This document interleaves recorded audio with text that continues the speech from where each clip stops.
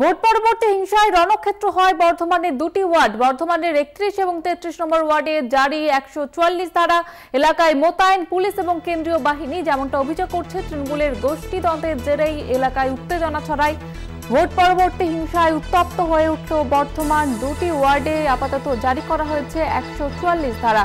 বর্তমানের 31 এবং 33 নম্বর ওয়ার্ডে জারি করা হয়েছে 144 ধারা, সেখানে মোতায়েন করা হয়েছে পুলিশ এবং কেন্দ্রীয় বাহিনী।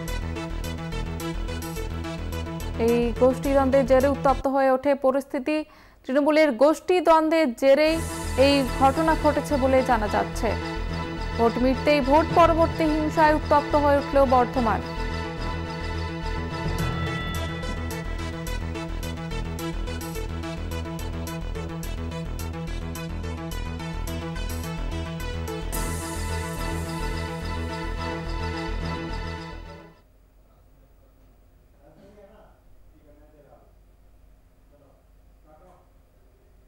সংবাদ সারাদিন এখন এই পর্যন্ত। দেখতে থাকুন কলকাতা টিভি রাত 3 সাথে।